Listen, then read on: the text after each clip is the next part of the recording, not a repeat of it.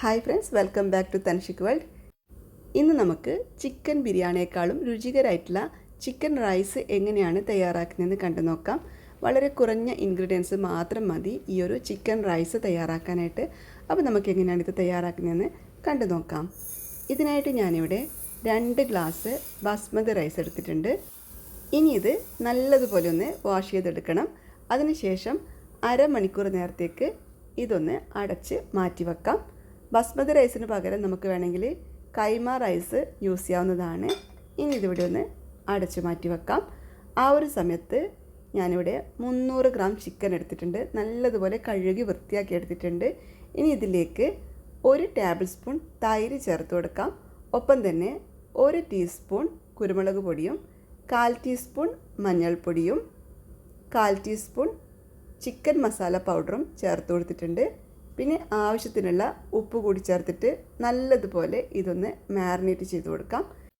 നല്ലതുപോലെ മസാല തേച്ച് പിടിപ്പിച്ച ശേഷം മിനിമം ഒരു 15 മിനിറ്റെങ്കിലും മസാല പിടിക്കാനായിട്ട് മാറ്റി വെക്കണം.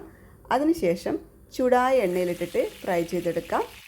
ഇത് ഫ്രൈ ചെയ്യാനായിട്ട് അങ്ങനെ ഒത്തിരി ഓയിലിൻ്റെ ഒന്നും ആവശ്യമില്ല. ഇതുപോലെ കുറച്ച് ഓയിലിൽ നല്ലതുപോലെ ഒന്ന് ഫ്രൈ ചെയ്തെടുത്താൽ മതി. ഇനി ഇതിലേക്ക് നല്ലൊരു മണവും രുചിയൊക്കെ കിട്ടാനായിട്ട് കുറച്ച് കറിവേപ്പില കൂടി ചേർത്ത് കൊടുക്കുന്നുണ്ട്. അതിനുശേഷം നല്ലതുപോലെ ഒന്ന് ഫ്രൈ ചെയ്തെടുക്കാം. അപ്പോൾ ഇതിപ്പോൾ ഇവിടെ നല്ലതുപോലെ തന്നെ ഫ്രൈ ആയി കിട്ടിയിട്ടുണ്ട്. ഇനി ഇതൊരു പ്ലേറ്റിലോട്ട് മാറ്റാം. ഇനി ഇതേ എണ്ണയിലോട്ട് തന്നെയാണ് നമ്മൾ ബാക്കിയുള്ള ചേരുവകളെല്ലാം ഒന്ന് വഴറ്റിയെടുക്കുന്നത്. കുക്ക് ചെയ്യാനുള്ള സൗകര്യത്തിനായിട്ട് ഞാൻ ഈ എണ്ണ വേറൊരു പാത്രത്തിലോട്ട് മാറ്റുന്നുണ്ട്.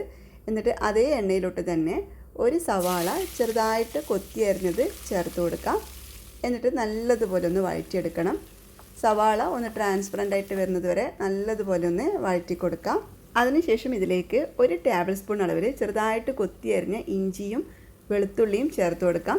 അതോടൊപ്പം തന്നെ 3-4 പച്ചമുളക് നീളത്തിൽ കട്ട് ചെയ്തതും ചേർത്തിട്ടൊന്ന് വഴറ്റിയെടുക്കാം. ഇനി ഇതിൻ്റെ പച്ചമണമൊക്കെ ഒന്ന് മാറി വരുമ്പോഴേക്കും ഇതിലേക്ക് 1 ക്യാരറ്റ് ഇതുപോലെ നീളത്തിൽ കനം കുറച്ച് കട്ട് ചെയ്തത് ചേർത്ത് കൊടുക്കാം.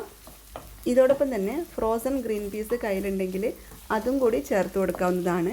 ഞാനിപ്പോൾ ഇവിടെ ക്യാരറ്റ് മാത്രമേ ചേർത്ത് കൊടുത്തിട്ടുള്ളൂ.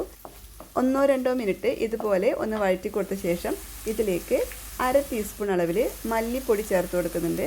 ഒപ്പം തന്നെ 1/2 ടീസ്പൂൺ അളവിൽ ചിക്കൻ മസാലപ്പൊടിയും ചേർത്ത് കൊടുത്തിട്ടുണ്ട്. ചിക്കൻ മസാലപ്പൊടിക്ക് പകരം ഗരം മസാലപ്പൊടി ചേർക്കാവുന്നതാണ്. എന്നാലും ചിക്കൻ മസാലപ്പൊടിയായിരിക്കും കൂടുതൽ ടേസ്റ്റ് ഉണ്ടാവുക. പിന്നെ ഇതിലേക്ക് ആവശ്യത്തിനുള്ള ഉപ്പ് കൂടി ചേർത്ത് കൊടുക്കാം. അതിനുശേഷം എല്ലാം നല്ലതുപോലെ ഒന്ന് മിക്സ് ചെയ്തെടുക്കണം. എന്നിട്ട് ഇതിലേക്ക് 3.5 കപ്പ് വെള്ളമാണ് ഞാൻ ഒഴിച്ചു കൊടുക്കുന്നത്. 2 കപ്പ് അരിയാണല്ലോ നമ്മൾ എടുത്തിട്ടുള്ളത്. അപ്പോൾ ഇതിലേക്ക് 3.5 കപ്പ് വെള്ളമാണ് ചേർത്ത് കൊടുക്കുന്നത്. ഇനി ഈ വെള്ളം നല്ലതുപോലെ ഒന്ന് തിളച്ച് വരണം. അതിന് മുന്നേ ഉപ്പൊക്കെ നോക്കിയിട്ട് പാകത്തിനുള്ള ഉപ്പ് കൂടി ചേർത്ത് കൊടുക്കണം. എന്നിട്ട് ഇത് നല്ലതുപോലെ ഒന്ന് തിളപ്പിച്ചെടുക്കണം. നന്നായിട്ടൊന്ന് തിളച്ച് വരുമ്പോഴേക്കും ഇതിലേക്ക് നമ്മൾ നേരത്തെ കഴുകി മാറ്റി വെച്ചിരിക്കുന്ന അരി ഇട്ട് കൊടുക്കാം. 2 ഗ്ലാസ് ബസ്മതി റൈസാണ് നമ്മൾ എടുത്തിട്ടുള്ളത്. അരി ചേർത്തതിന് ശേഷം നല്ലതുപോലെ ഒന്ന് മിക്സ് ചെയ്ത് കൊടുക്കാം. അതിനുശേഷം ഇനി ഇത് അടച്ചിട്ട് 20 മിനിറ്റ് നേരത്തേക്കൊന്ന് കുക്ക് ചെയ്തെടുക്കണം. ലോ ടു മീഡിയം ഫ്ലെയിമിലിട്ടിട്ട് കുക്ക് ചെയ്തെടുത്താൽ മതി.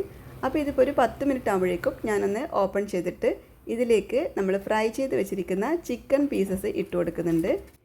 ഇപ്പോഴും അരി പകുതി വേവായിട്ടേ ഉള്ളൂ. ഇതിൽ കുറച്ചുകൂടി വെള്ളമുണ്ട്. അപ്പോൾ ഈ സമയത്ത് നമ്മൾ ഇതിലോട്ട് ഇങ്ങനെ ചിക്കൻ പീസസ് ഇട്ട് കൊടുക്കണം. അപ്പോൾ ഈ ചിക്കൻ്റെ ഫ്ലേവറൊക്കെ നല്ലതുപോലെ ഈ അരിയിലോട്ട് ഇറങ്ങി കിട്ടുന്നതായിരിക്കും. അപ്പോൾ ഇനി ഇത് അടച്ചിട്ട് ഒരു 10 മിനിറ്റ് നേരത്തേക്ക് കൂടി നമുക്കൊന്ന് കുക്ക് ചെയ്തെടുക്കണം. അങ്ങനെ 20 മിനിറ്റ് ആകുമ്പോഴേക്കും നമ്മുടെ ചിക്കൻ റൈസ് ഇവിടെ തയ്യാറായി കിട്ടിയിട്ടുണ്ട്. അരിയൊക്കെ നല്ലതുപോലെ വെന്തിട്ട് നല്ല സോഫ്റ്റായി കിട്ടിയിട്ടുണ്ട്. നല്ല രുചിയാണ് ഈ ഒരു ചിക്കൻ റൈസ് കഴിക്കാനായിട്ട്. എല്ലാവരും തീർച്ചയായിട്ടും ട്രൈ ചെയ്ത് നോക്കണം. ഒത്തിരി ഇൻഗ്രീഡിയൻസ് ഒന്നും നമുക്ക് ആവശ്യമില്ല. നമ്മളിതിലോട്ട് തക്കാളിയോ ഒന്നും ചേർത്തിട്ടില്ല. വളരെ കുറഞ്ഞ ചേരുവകൾ മാത്രം മതി ഈ ഒരു ചിക്കൻ റൈസ് തയ്യാറാക്കാനായിട്ട്. അപ്പോൾ ഈ ഒരു വീഡിയോ എല്ലാവർക്കും ഇഷ്ടപ്പെട്ട് കാണുമെന്ന് വിശ്വസിക്കുന്നു. റെസിപ്പി ഇഷ്ടപ്പെട്ടിട്ടുണ്ടെങ്കിൽ തീർച്ചയായിട്ടും ഒന്ന് ട്രൈ ചെയ്ത് നോക്കണേ. ട്രൈ ചെയ്ത് നോക്കിയിട്ട് നിങ്ങളുടെ ഫീഡ്ബാക്ക് കമൻസായിട്ട് അറിയിക്കാനും മറക്കരുത്. അതുപോലെ ഈ ഒരു വീഡിയോ ഇഷ്ടമായെങ്കിൽ നിങ്ങളുടെ ഫ്രണ്ട്സിനും ഫാമിലിക്കൊക്കെ ഒന്ന് ഷെയർ ചെയ്ത് കൊടുക്കണേ. വീഡിയോ ലൈക്ക് ചെയ്യാനും മറക്കരുത്. ചാനൽ സബ്സ്ക്രൈബ് ചെയ്യാത്തവരാണെങ്കിൽ ചാനൽ സബ്സ്ക്രൈബ് ചെയ്തിട്ട് കൂടെ കാണുന്ന ബെല്ലൈക്കണിൽ ഓൾ എന്ന ഓപ്ഷൻ കൂടി ഒന്ന് എനാബിൾ ചെയ്തിട്ടോളൂ. അപ്പോൾ നമുക്ക് വീണ്ടും പുതിയൊരു വീഡിയോ ആയിട്ട് കാണാം.